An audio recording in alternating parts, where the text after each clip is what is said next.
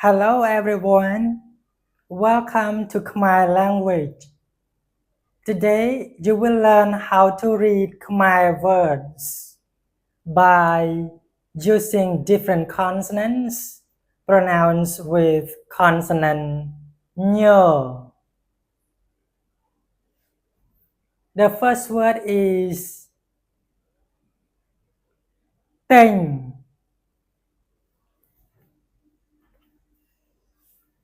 To ý tị nâng nhớ Tênh. Tênh. To buy. In a sentence. ខ្ញុំចង់ទិញទឹកមួយដបខ្ញុំចង់ទិញទឹកមួយដប I want to buy a bottle of water. ទិញ to mean buy. ខ្ញុំចង់ទិញទឹកមួយដប The next word រុញ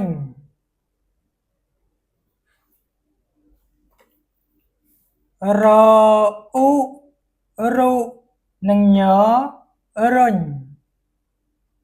រុញ to push. In a sentence កុំរុញខ្ញុំកុំរុញខ្ញុំ Don't push me. កុំរុញខ្ញុំ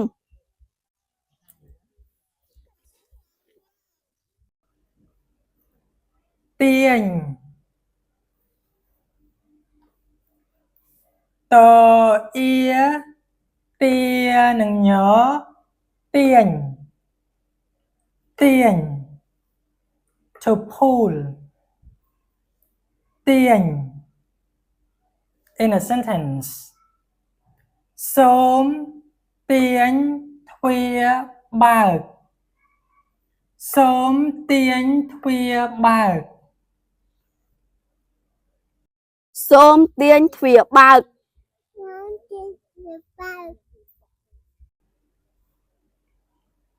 ឃើញ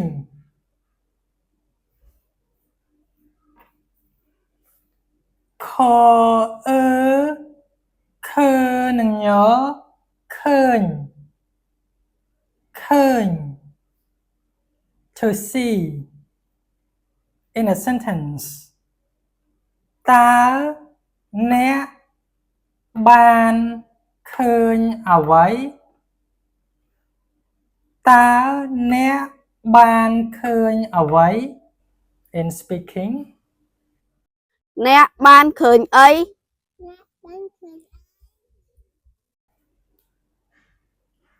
ជំនាញ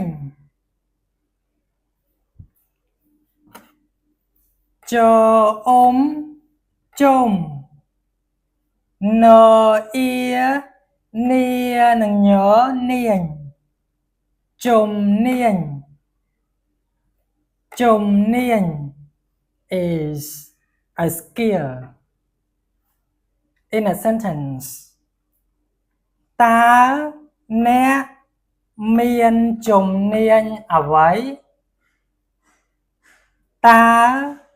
អ្នកមានជំនាញអ្វី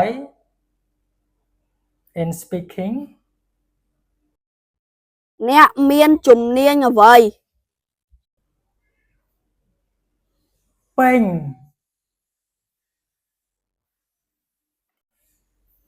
ពអេពេលនិងញពេញពេញ In a sentence បន្ទប់គេកក់ពេញហើយបន្ទប់គេកក់ពេញហើយ Rooms are fully booked. បន្ទប់គេកក់ពេញហើយ រួញ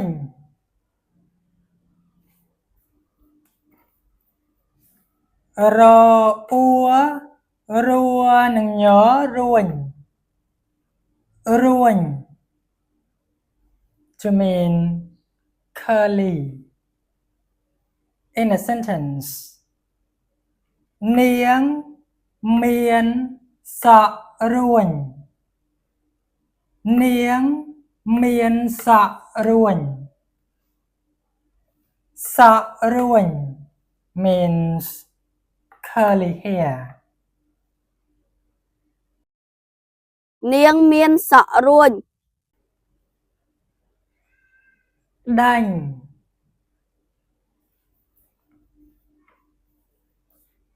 ដអេដេនឹងញដាញ់ដាញ់ to chase in a sentence ឆ្មាកំពុងដាញ់កណ្ដុរឆ្មាកំពុងដាញ់កណ្ដុរ ឆ្មាកំពុងដេញកណ្ដុរ មកវិញ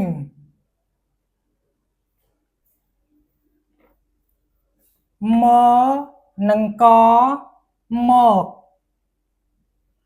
វអ៊ីវិនឹងញវិញមកវិញមកវិញ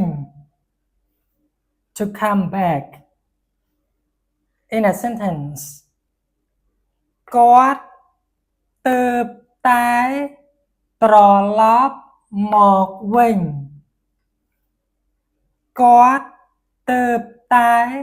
ត្រឡប់មកវិញគាត់ទើបតែត្រឡប់មកវិញ ទំនិញ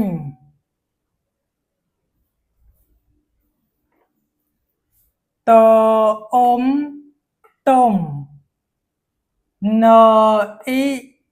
នេះនឹងញនិញទំនិញទំនិញ in a sentence មានទំនិញច្រើនប្រភេទនៅក្នុងហាងមានទំនិញច្រើនប្រភេទនៅក្នុងហាងនៅក្នុងហាង to mean in the store មានទំនិញច្រើនប្រភេទនៅក្នុងហាង បំពេញ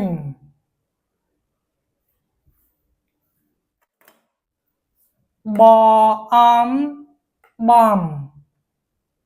ពអេពេលនឹងញពេញបំពេញ in a sentence ចូលបំពេញ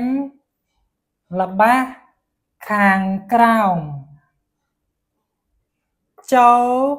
បំពេញល្បះខាងក្រោមខាងក្រោម means below ចូលបំពេញល្បះខាងក្រោម ចាញ់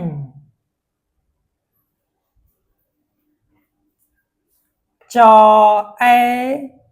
ចេនឹងញចាញ់ចាញ់ to mean out ចាញ់ in a sentence គាត់ចង់ចាញ់ក្រៅគាត់ចង់ចាញ់ក្រៅចេញក្រៅ to mean get out ចេញក្រៅ គាត់ចង់ចេញក្រៅ